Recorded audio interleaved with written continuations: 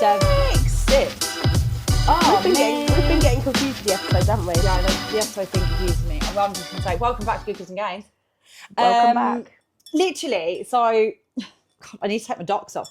Well, so we've literally can had you get like on the sofa, all right? the busiest weekend ever. Oh, God. And then we obviously said last time, we're not up to speed with recording episodes. So we've literally just got back from pottery painting.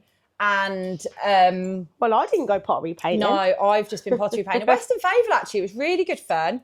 Yeah, it was lush. We just took Ava. Well, it is and it isn't. It's £6 to the docks are coming off. It's £6 and the socks apparently to go, and then you just have to pay for like whatever you buy. So I bought a sugar skull because I thought I'm not very artistic, so I thought a sugar skull would be really easy because then you could decorate. It had like indents where they. So when you sent me the picture, I thought you had like shapes that you had actually indented into the thing. No. I was like, I thought that'd be the easy option. Like, bloody hell, she's creative. And then that was really hard because I painted it first. I should have done my base coat first and then painted over my base coat would have been more common sense. But yeah, we did it, and it was really, really nice. And then we went to Nando's for lunch, and yeah, I actually love a Nando's. Do you know what? I quite like a Nando's. It's pretty cheap and cheerful, isn't it? But you know what you're getting. Yeah. What's your Nando's order? Oh.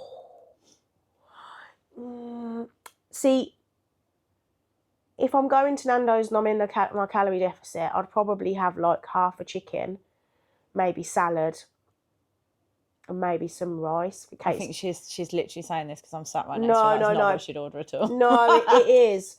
Went to there's a retail park like towards Rugby Way. They've got a Nando's there, and I've been there before and had that.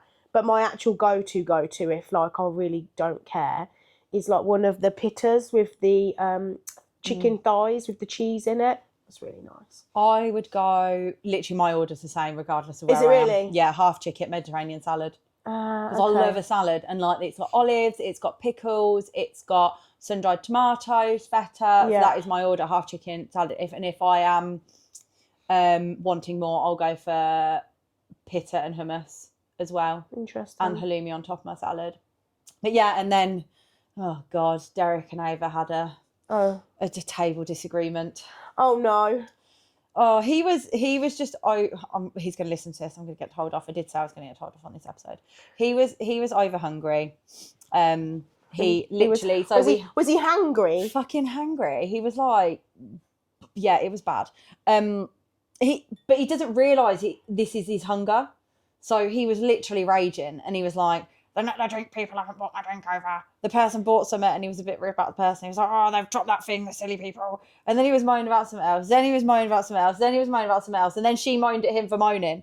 And it was just like, oh, hang on a minute. You said they hadn't bought the drinks. Don't you go and get your own drinks there? No, but you know what it's like. They bring the glasses over, don't they? And I do. His points were valid. Like your food should not come out before you drink. No, definitely not. And but yeah, anyway. And then they end up having they're both two peas in a pod. They are the same person. So and just one's male and a dad, and the other one's female and the daughter. Right? I do question whether he's a dad at some point. But I'm hoping that they've made up in the van because I think it just needed a little apology because he was a little bit grouchy. So I'm hoping that has happened. But yeah. And then literally went to Rachel's, rocked back up, got my Doc Martens. I was like, Lucy, I'm going to do 10 minutes. And here she is. Cheers, me dears. And we've got so I'm literally, obviously we all know about the alcohol thing. And I actually did have... P.S. This is not alcohol. No, I did actually have a glass of champagne and a glass of wine, glass and a half of wine on Friday. And I felt so rough on Saturday morning. You said to me. Just felt like proper, maybe because I hadn't eaten properly all day because I was getting tattooed. But then did you not mix your drinks a little bit? Like, didn't you have a champagne and then some red wine? Does that affect you? No, not normally. No? No. I'm actually really proud of myself. I'm not dranken. Dranken? Did you drink this weekend at all? Nope. No. Nope. No, so we're having a CBD. So the orange and blood orange, good raise. Good raise. With a little bit of cherries and berries squash in it. It's really nice. It is really nice. I need to order. Where do you get yours Waitrose. from? I'm going to have to. They are expensive. They're like £6. They're on offer at the minute from £7 to £6 for 4. So I do think that's quite a spenny for 4 cans. I think you can get them from Amazon. Maybe Yeah, Didn't we probably. have a look at that? Maybe we need to do a little bulk order. Yeah, Bulk but- order. Waitrose on my doorstep. Nearly went to Tesco's today. And then I was like, I can't deal with going into Tesco's when I'm just going to Waitrose and be done in 10 minutes. I treated myself to Marks and Sparks What did you shopping buy? today. I got their stir fry deal. You know, you can buy like the noodles, the veg, the meat and the sauce. I got chicken. What sauce? Black bean. Basic. Yeah, they didn't have. You know, they normally do the coconut one. Yeah. Normally go for that. They didn't have it, and I was like, coconut Waitrose do a good we'll do that one. Lemongrass and coconut stir fry sauce from Waitrose. It's worth the visit, banging. and it keeps in banging. the fridge for ages. To just buy 4 of them, and then you don't have to go back and remortgage your house. Yeah, it's good. Yeah, so I went there, and then I got like a mini roast chicken type thing. I've cooked that today. Had half the breast today with some roasted vegetables and a bit of feta. It was really nice. Lovely. Really, really Anyway, nice. you look very nice. Where have you been? I just went to London. Who'd you go to London with? Just somebody. Went on a little adventure. Come on, tell us all about it. I literally haven't got any of the goss. Tell us what you've done this weekend and tell us now and don't miss any of the details because I am going to question you. Oh my God.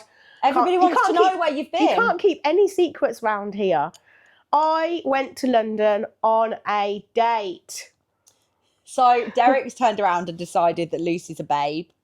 He's like, Lucy's a secret babe. So the amount of messages I get from Lucy, like three messages, probably in literally the space of a month, that have been like, I've just been asked out, or this person's just said this about me. Somebody said to me the other day, I told them I was a nan, and they said, oh, is it okay if I call you a gilf? I was funny. like, I'm not really sure how I feel about that, but yeah, definitely a colleague at work. And then we got onto the conversation of like work-based harassment, didn't we? Yeah. So if the person was attractive, it's not harassment, it's a compliment. But if the person was a minger, it's definitely work-based harassment. I just put my head down and went, yeah, see ya, bye. Yeah, so no, I went on a date. Went to London.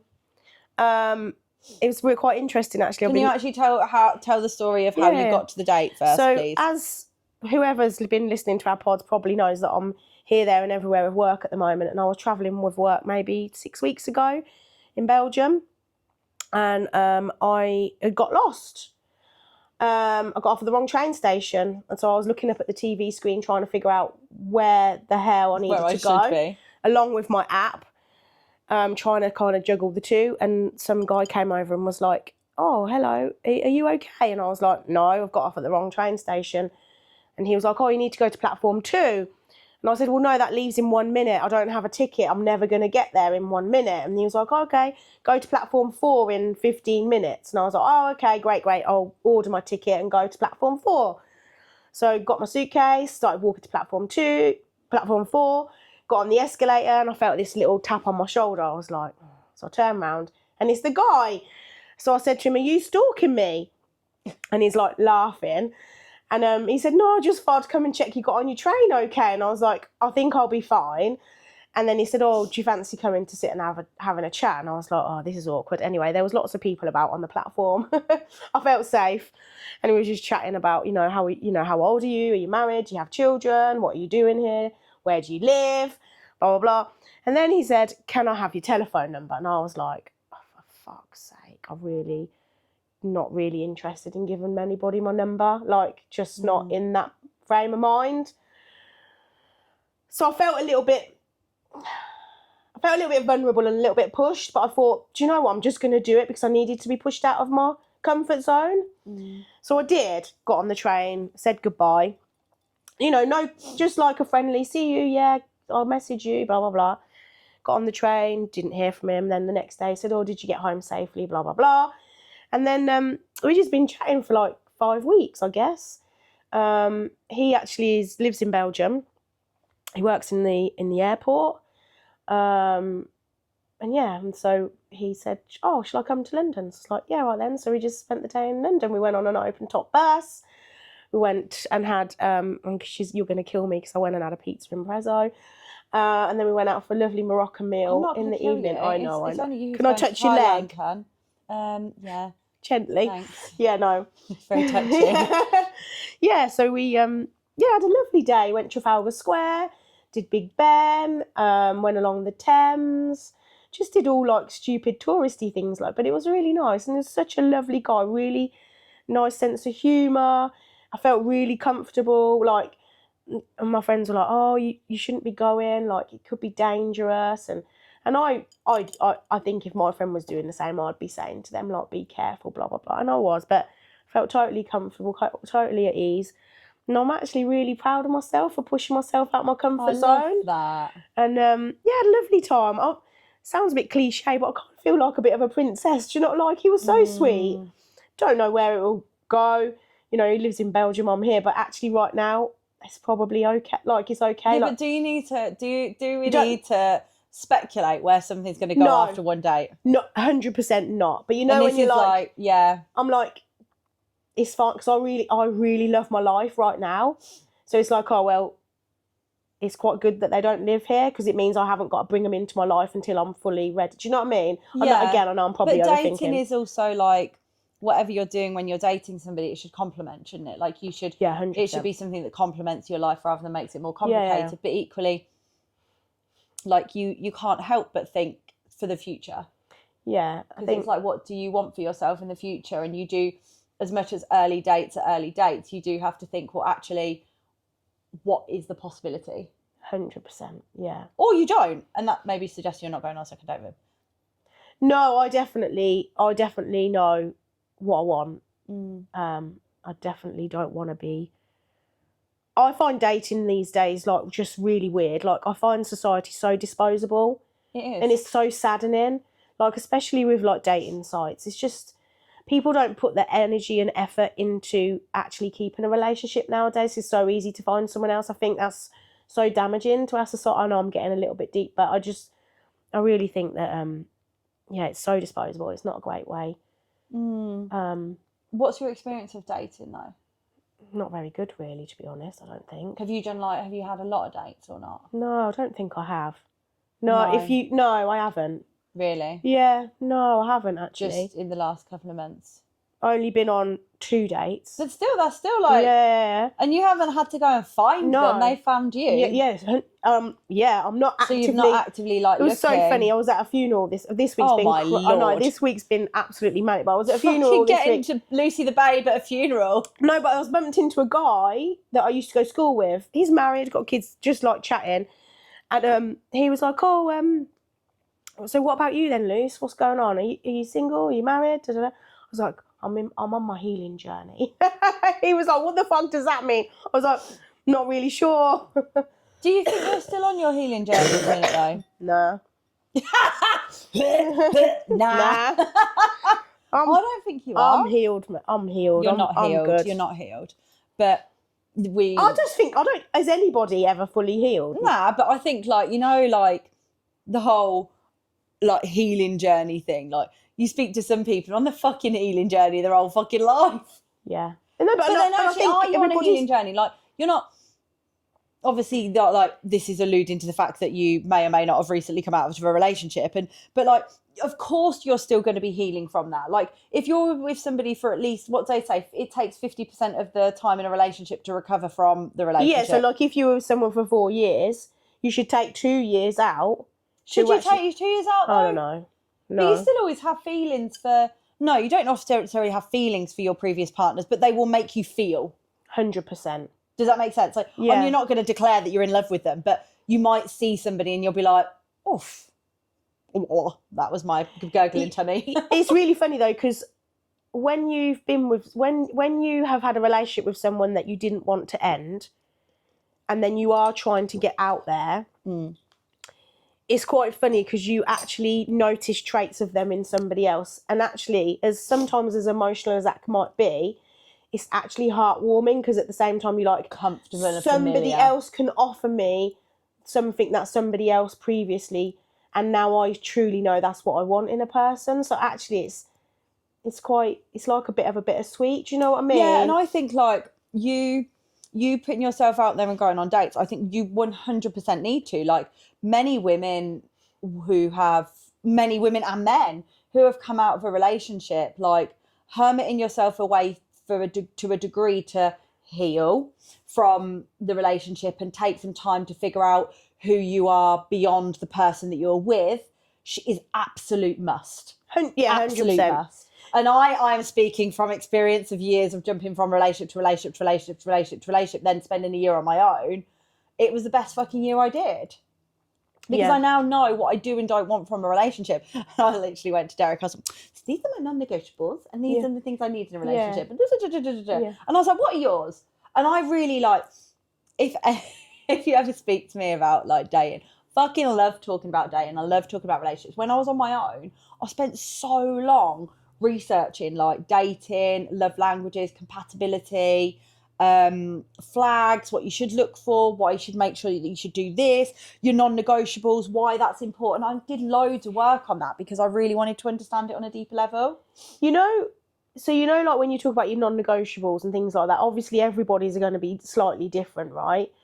But I think researching these things, as cliche as it sounds, is actually really important because it really helps you like go a little bit deeper, and it also helps you try to understand something from another person's perspective, because it's not, when you go on a date, it's not just about you, it's about them as well. You have to put your genuine self in front of them, and they have to put their genuine self in front of you, and then you figure out whether this genuine person is yeah, you. Like, absolutely. don't be but a it's mask. also going to be, you're also going to show up as the best version of you, and it's not until you get 6 months down the line to a year down the line those cracks start to appear. So, but I also think, you know what you're saying about your non-negotiables, like when I was dating, I had to be really fucking crystal clear about what I did and don't want, because I don't want children. Yes. And actually I am of the age where you could have people still do want to have children at 34 years old. Like, fucking hell, it's happening later and later. But I do not want to birth a child. No. Like, I've never have done. So, like, that is something that has to come up really soon, because I don't want to get emotionally attached to somebody and be like, oh, here, have this bomb that I don't want to do. Yeah, I think, you have to be upfront and honest. I think that's the challenge, though, isn't it? When you like someone, you can kind of like, oh, it's okay, they don't want a baby. Oh, it's all right, I'll just accept that. And then 2 years down the line, you get to like them, and then you're like, actually, I do want a baby now. And I really want it with you because I love you. Yeah, and then it's like this whole shit show of a... And like for us, we were really, it was really, really important that we had that conversation, because Derek does have children, and we had the conversation really early on, and I knew he had children because we met years and years. I was going to say, just pause 1 minute. How did you and Derek meet? I want to hear your version, because I heard Derek's version. I'm not going to tell you till you tell me. Okay, so rewind. Derek and I, well, I'm just going to fucking give the total unfiltered version. My mum turned around and told me that she doesn't listen to the pod anymore because she's scared I might offend her. So here we go. There we go. And by the way, my son doesn't even know I went on this date. So, and he listens to my pod every Monday. He's going to be like, Mum, what do you mean you didn't tell me that? So anyway, I literally said to Luce before we started, I was like, I said I wanted to talk about like relationships, dating and stuff like this. I was like, can we talk about the date? And she was like, she was like, yes. Yeah. I was like, oh my God, Derek, that's the nervous laugh. I was like, yeah, because Cyprus is going to kill me. He'd be like, Mum, what do you mean you didn't tell me? So, okay, Derek and I met. So one of Derek's friends, Joe, was dating one of my friends at the time, Charlotte. And we were all going to EDC together, and I was with Pumba at the time. And we went to EDC. We were having pre-drinks and drinks and stuff at the house, blah, blah, blah. But we've met a couple of times previous, but he was in a relationship. I was in a relationship. There was nothing there at all. Like, don't get me wrong. I was like, he's good looking, but I've always said that I think you should be able to appreciate a good-looking person in a relationship without wanting to fucking jump their bones. Just think that's borderline inappropriate. You should be able to have... Go on. You can definitely be able to look at someone and say, yeah, they're okay, but you need to have the self-discipline to not like, if you're wanting to jump somebody's bones while you're in a relationship, then you maybe should be in a polyamorous relationship or single. And that is something that should be discussed at the beginning. Like, is this polyamorous? Oh my God, let's even go there. So yeah, we were there, blah, blah, blah, blah. And anyway, I took a might have got up to no good in my earlier days, and may or may not have taken some substances enhancing. that are more beyond alcohol. Yeah. And I took a line of something thinking it was one thing and it was something else. No way. And I ended up in the medical tent at EDC and couldn't stand up. And do you know what the worst part about this memory was? Like, I didn't even take that type of drug. It wasn't for me. I don't want to be in a fucking, I think it must have been ketamine. It was in a K-hole. I don't know what these things are, by the way. Well, it's literally like I'd never done it, never ever done it knowingly. And I literally couldn't stand up, like couldn't move, had to be carried to medical tent. And then on the way to the medical tent, I fucking met half my school class of people I used to know. And I remember it and I was like, oh, this is great. And then they helped carry me to the medical tent. So that was more fun. Then Pumba had to come and pick me up. And then I had an episode on the way home. And I actually think I rung my mum in the morning. I was like, I think I got drugged. But it would have been him because I didn't take anything off anybody else. He'd just given me the wrong stuff. Oh, no. So anyway, we matched on Hinge. So you matched on Hinge, but you already knew him. We already knew each other. We actually had each other on... Just to say, that's exactly the story he said on Friday. I was like, I'm just going to see if this is definitely true. Sorry, Dale. It's not that I didn't believe you. So, yeah, we matched on... we had each other on Instagram anyway, because I think he was bodybuilding at the time and I would have been bodybuilding at the time as well. So we always had each other on Instagram, but he didn't have a big Instagram presence. He was always with the children, with his partner and his children. So I didn't think anything of it. And then I saw him on Hinge and I was like... What's he doing on Hinge? What's he doing on Hinge? Yeah. Yeah, like, he's got kids. And I just put... You were like, he's got kids. Is he doing something he shouldn't be doing? To him was, fancy seeing you here. And he was like, oh, Kate, like, what a nice surprise kind of thing. And he literally... We did 2 messages and he just said... He was in your DMs? No, we didn't message. And he just said, send me your number. I'd really like to take you out. And that was it. And he messaged me and the one and only... No, 2 times Derek's booked dinner. The one time he booked dinner and we went... He picked me up, booked the Fox and Hounds for a Sunday roast. And we were in the pub for 5 hours straight talking. And... Then 5 hours. That's 5 good, hours. We saw loads. We saw fucking glasses going everywhere. We saw waiters going everywhere. We were literally in this little cubby bit. It was really good. It was just hilarious. Aww. But it was a really nice day in April. And then it was his birthday. So we drove up on his birthday and I took him out for dinner. And then we kind of dated for a bit. And then we booked holiday to Mexico literally after 3 weeks. So you were dating for 3 weeks, and then you were like, sod it, let's just go Mexico. Yeah, I really wanted to go on holiday. Do you think dating, like, do you think that's a good way? Like, you met someone, it just instantaneously happens like that, and then you can just do stuff. Do you think that's okay? Would you recommend people do that? But the thing is with Del and I, what I loved about our dating life was we didn't text. We never spoke via text. Yeah, I think that's a bit rubbish.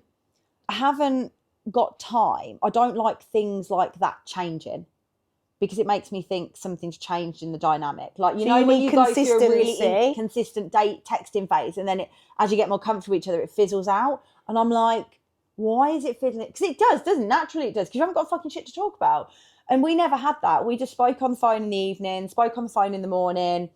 And then I saw him like a couple of times a week. He eventually stayed round. We did dates and then we went away and we literally spent 10 days in each other's place. Well, it wasn't actually, it was literally 3 weeks because we then come back from Mexico, went to Park Life with my friend in Manchester and then come back, did a week separate and then went to go and stay with my mum. That is a test. To not fully know somebody and then go like, okay, so you've been chatting to each other twice a day, let's say, for 3 weeks. And then you go to spend 10 days together in Mexico.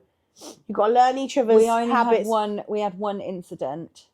We were... This is where you gained 10 kg, weren't it? Oh, no, 10 kg, yeah. No, so I gained a load of weight, so I was drinking loads. But then so this IT company from Mexico turned up, taking their employees out for like a weekend away as a treat. Oh, okay. And they were literally like the Mexican cartel. Like, really? They were so funny. There was one of the bosses was called Fat Pig, and he literally had hammer mustache. Really, that's so funny. And there was a pool party. Only Derek and I went to an all-inclusive hotel and still ended up with a fucking $2,000 bill when we left. There was a pool party, and you paid for a bed, and we paid for a bed because obviously we were on our honeymoon basically. We upgraded our room to a swim up room. Like, it was a fucking disaster. We spent loads of money. And then, God. yeah, I don't know who we thought we were. And Did you think you were posh and bags? apparently so. And then at this pool party, like, we were all drunk, everyone was dancing, and one of these Mexicans, like, touched my boob and dunked me under the water. No. He went fucking mental, absolute mental, really territorial. And I don't like confrontation. So how he would have dealt with it and how I would have dealt with it was very different. I cannot argue that would you want your boyfriend to protect you and defend you in that situation? Yes, but I hate confrontation. So I went over and laid on a bed out the way, and I was like, Jesus Christ, did you have to cause such a scene? Like, being like slightly jokey, but like also, and he just took it the wrong way. And then we had a little bit of a to-do. But that's literally probably the summary of our relationship now. Really? Yeah, because he's more hot-headed than me. Yeah. I don't like confrontation. I'll leave. I'll say something inappropriate, and then we'll have an argument for another couple of days. Like, what you see of mine and Derek's relationship, like, we've got a really fucking solid relationship, but do not ever be confused that our relationship is perfect. Like, and I know nobody's is, but like, and I really am clear about this, because I'll say to him, like, if we've had like a disagreement and then we put a picture up, and I'm like, oh, that feels really disgenuine to me, because like, we have fucking right fiery arguments. Like, me and him, like, I'm opinionated. He's opinionated. He gets hangry, tired, grumpy, hot, tired, hangry, needs cannabis. And he's like he's a Taurus, he's a bull. And you want to know the biggest thing? My dad's a fucking Taurus. And we've talked about this before. My dad and Dell are so similar. And I'm like, sometimes I look at him and I'm like, even like his facial features, and I'm like, oh my Lord. What happened here? But my dad was hot-headed as well. My mum and dad used to have like big arguments and stuff. They say that often women do actually look for similarities in their partners to their father. But I cannot, like, there is nobody on this earth that I would rather spend 4 weeks with, which is when we're going to Thailand. Like, we will go to Thailand and we've worked so hard on our relationship. Like, we had a really difficult time in Thailand last year. Like, I was feeling really like, what's our future going to be? Because we were living for holidays and we were having really good holidays, and we were getting back to the UK and we were really struggling to cohabit together. And we basically did like 6 months, 5-6 months of no holidays, because we really needed to figure out the cohabiting thing. He was away for work, I was working too hard, we weren't creating time, space and communicating well. Yeah. And we did, and I made a bit of a joke about it, and he didn't like that I said it, but we had to really work hard to be at that place where we were consistent again, and we were able to be present at home and be happy at home as we were abroad. And we're in a totally different space this time now. I mean, well, we're talking about our future together, getting engaged. So yeah, no, I think that's one of the fucking questions. Some point soon, Derek. Some point soon, Derek. Derek, just so you know, she's waiting. She's waiting for you to pop the question. Yeah, his ears must be burning in his van on the way back. He doesn't even know what size my finger is. How do you know? He's probably had a bit of string round your finger while he's sleeping. He definitely hasn't. I know everything. You never know everything. You never know. No, he hasn't done that. But then, okay, so you went in my sleep, like, yeah. Oh, that's how I'd do it. I'd be like, let me measure her. You'd be like picking it up. Yeah. On a puppet. Yeah. Whoop, whoop, whoop. So yeah, okay. So let's think about communication then, because when you get disengaged and you kind of go a bit rocky, how do you then bring it back to being engaged without suddenly going, the relationship is not for me? Because this is being able to identify whether the relationship's for you or whether you're just going through a rocky stage is actually really important. Oh, so this is such a difficult question, because this is something I actually really struggle with. So I may or may not, when Lucy walked in, fully vented about the Derek Ava argument. Yeah. And let off some steam. Which is important. And I'm like, oh, I hate that side when that happens, but what that is, that's a trigger response to me struggling with confrontation. Yeah, I get you. That argument wasn't even about me, but I feel it all, because I hate confrontation so much. So, do you want to know the truth? Like, me and Derek, our love languages are really similar with some differences. So physical touch is probably on the highest of priorities for us What, both. you need that or he needs Both it of both? us need it. Physical touch, words of affirmation, and I would actually say he needs time and I need acts of service. By acts of service, I mean fucking unload the dishwasher.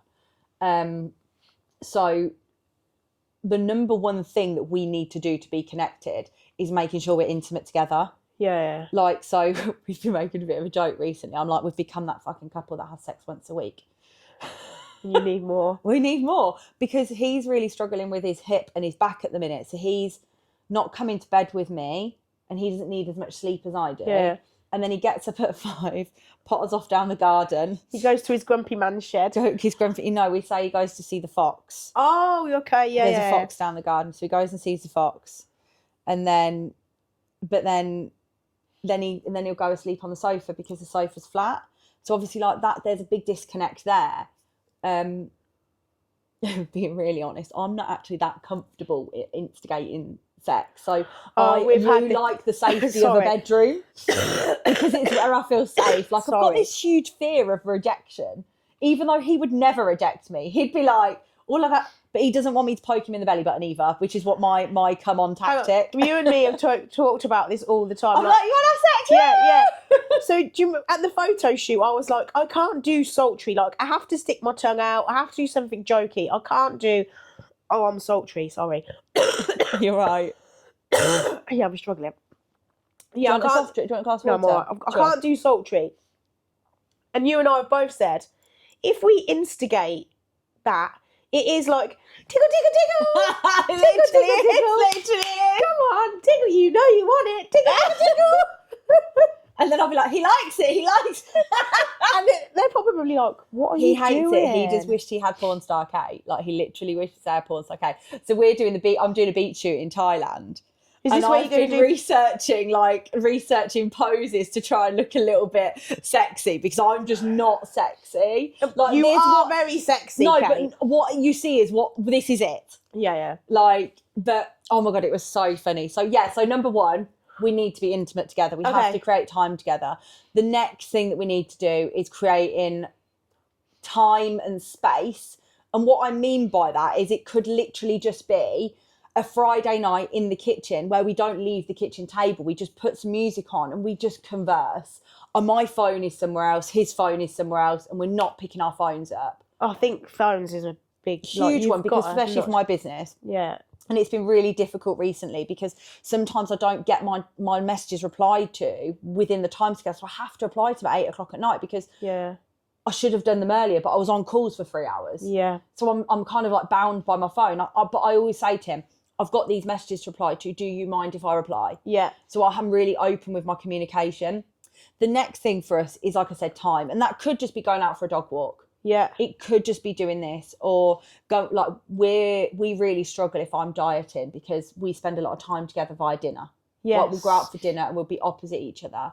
But like, it is those little things. And like, the biggest one for us is when he's working away. Like, because he works away, our routine gets disrupted. When we would talk at 9:00 at night, he's out for dinner with the boys. So I then actually feel needy. You feel needy then because you're like, hang on a minute. Yeah. But also, it's just communication. Like, I've said to him, I'm actually really struggling with you getting out of bed and not coming back to bed. So like this morning, because when he gets up, I roll over and I look and I'm like, oh, he's not there. And then I can't go back to sleep. So I'm irritated that he's not there. This morning, he went out, come back in, went to bed, come back up to bed. He's fully dressed in his hoodie and his tracksuit. And we're both still asleep at like 7:30 because it's that safety net. I feel safe with him there. It's comfortable. I know he's there. I think that's the loveliest feeling ever when you go to bed with your other half. There's just that safety, isn't there? It's just lovely. But it's also like you spoke about like when you do get disconnected, I can become very avoidant. I can become very, sorry, Derek, but you do know this is how I feel. I can be like, well, I don't fucking need this stress, so I don't need him, so I don't need this. And that's your barriers suddenly go. Yeah, and it's really unhealthy, and I don't know how to fix it. And I was having therapy, and do you know what I mean? And it's just one thing that I need to work through. It's interesting because I think sorry, I didn't mean to interrupt, but it's like if somebody behaves in a way that makes me think like they're going to reject me, I'm similar to you. My gates will go up, and I'm Protection. like, yeah, I'm going to protect myself because I know what you're going to do. So I'll put them up, and then nobody can get in and hurt me. But it's really difficult because, like, for him, he needs time. He needs time to cool down and process because he's a slower processor. But how long is time? Because that's the... Yeah, but this is one thing. Is it a day? Well, like 2 hours? But this is one of the biggest things I absolutely fucking love about him. He has changed and grown so much as a person since we've been together. Like, we have had some fucking massive clangers. Like, previous arguments. He used to have to leave and drive all the way back to St Albans, and then we wouldn't speak for 2 days. That now doesn't happen because he knows that I need to go upstairs because I want to avoid. He then needs to go and see the fox, calm down, take some time to himself. And then we both need to decide whether this is something we need to really talk about or whether it was just a silly little miscommunication. We both need to go, that was a silly miscommunication. Sorry, let's kiss and make up. Yeah. Do you know what I mean? But like, he never used to be able to apologise to me when we first got together, and he now does. Like, one of his gripes, I've just mentioned that I feel a little bit uncomfortable about instigating sex. One of his things for me is, I want you to instigate more. Because it makes him feel...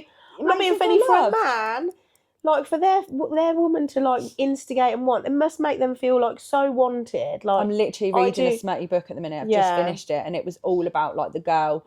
She was super confident, but then she was super insecure. And when she was confident, he was like, yes, girl. I think I need to read that. I need a bit of that. You need a smutty book. It's actually quite not minimal smutty, smut. not smutty, but, like, almost, like, just, you know, it was sometimes just a nice you just rom-com. forget. Natalie, my client, and her daughter Leah, they recommended this book, and it's really easy listening, and it's about a sports team, and this one's called the Mile High Club. And we talked about this before, yeah. But it's really easy listening, and then I obviously listened to it, and it's narrated by what I can only describe as a really sultry, big black man, and his voice is so smooth, and it's just lovely. Really nice voice. But yeah, so your dating life, because we fucking always talk about me. Fucking I know, I think maybe I do it on purpose. Like, I think I'm like maybe like a secret narcissist. No, I think what it is, I actually, doing this podcast is great for me, and I really enjoy it. But you sometimes push my limits, which is good. Like, you're pushing me out of my comfort zone, which is great. So I slurp down my mic. I'm just not. I think I've realised, like, I'm not that good at talking about myself in deep ways, if you know what I mean. But this is good. So, what should we call him? Let's just call him Belgium. So, Belgium, are you going to see him again? I'm assuming he's already messaged you to make sure you're home. Yeah. Message. I got home before he got home. Obviously, he's in Belgium. Obviously. And yeah, he said next time I can go there.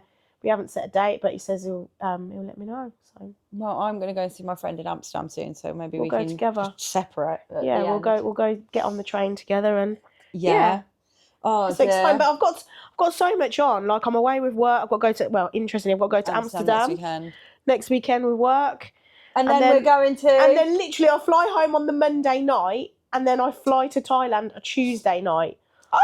I need to give you my bikini bag. You do. And Rossi wants to raid it as well. Yeah, I need to look through your bikinis. I've got my suitcase out today. I need to give Lucy a suitcase. And I've chucked it all in. Yeah. Are you gonna get a scooter? I think you just need to do your license. I need to do my license. Yeah. Yeah. Mr. Belgium, he'd been to Thailand. He went to Bangkok. Lovely. Yeah, I am fucking ready. The only thing we've got to do, obviously, I've put my hair in. Welcome to episode 6 and Kate's purple dreadlocks. They look lush. So they're actually dreadlocking quite well now. I gave them a little bit of a spruce last night and separated them, and they're taking shape nicely. This one's a bit loose, though. I was going to say, I've noticed doing. One at the back that Nate might... Don't know whether somebody can rescue him and put him back in. Yeah. But I think what's so funny is what I noticed is everybody now, like, I don't know, you got that vibe, haven't you, that people want to, like, come towards anyway. But now with your hair, it's like everybody wants to touch hair. When we were PTing, I don't know, it must have been Friday, or I don't know, whatever day. And people, like, want to look at your hair. And I was like, okay, are you okay for people to touch it? Because it must be like, fucking hell, everybody just get off my hair. I'm But like, do you need to feel this, man? This is like, so when I probably need to like go into a bit. Oh, we're talking about me again. it's all right. So yeah, like I've always wanted dreadlocks. Oh, Like, do you know it's what? I've always I'm a been bit something. jealous. Last year there was a girl in Thailand. I actually wrote an email and a post about this, and I don't know if I'm going to post it or not because it was a bit vulnerable, but I'll talk about it anyway. But I wrote it out ready to post while I'm away because I'm trying to front load shit. It's boring story. Because I'm about to say something vulnerable, so I'm trying to distract. I'm the same. But you know, I don't want to talk about me. Well, I feel like I've talked about myself all episode. Me and Dale. We need to invite no, Derek we didn't. on in Thailand. We talked about London. Yeah. Talk about London. Yeah. So I've always wanted dreadlocks, and there was a girl on Raylay last year, and she had them, and she looked beautiful. She looked absolutely stunning. And you know, like, I'm never that girl that will tear somebody else down. Like, I always really appreciate stuff. Like, if somebody looks nice, I'll be like, "Oh, Lucy, look at her dress; it's absolutely stunning." I don't care how loud I say it. I hope she hears. Yeah. And if somebody's in the toilet, I'll be like, "Oh my god, you look so beautiful. My makeup's really, really nice." And because when you get that back, it's such a heartwarming feeling. Yeah, it is. And she looked gorgeous. And like, I think one of the reasons that's maybe put me off doing it is because I don't feel like 100%. I've not felt 100% confident drawing that level of attention to myself. Really? Yeah, because it's funny, isn't it? Really, you'd say that. But you know, like, I'm covered in tattoos. I've got bright purple hair. But previously, like, even a year ago... And that's the thing, because it's still purple. It's just longer and a bit more out there. A year ago, I would have been like, don't know... I'd walk into a room and I'd be like, oh God, I wonder what people are saying. I'm pulling my skirt down. I'd be like, oh God, like this clinging a bit too much to me. And it sounds stupid, but just losing that little bit more weight and just knowing that, like, I feel so confident in myself. And I said this in the post, I feel confident in myself. I feel confident in my body. I'm assured Cheers with to that. who I am. I'm confident in my voice. I'm confident in my brand. Everything I am and everything you guys see is 100% me. So interesting you should say that, because I feel the same, and I'm not even at the weight I want to be. But it isn't about a weight, it's about strength. I think that's what I was wanting to lead on to, because even when I was in London, I wore tights and like a really, it wasn't short, but it was like a long dress, and I had my leather jacket on, and you know, like, I know I'm not at the weight, but like you say, it's about the confidence. It's about what I'm doing to get myself there. And I can see the changes in my body. And even though I'm not there, I can see it.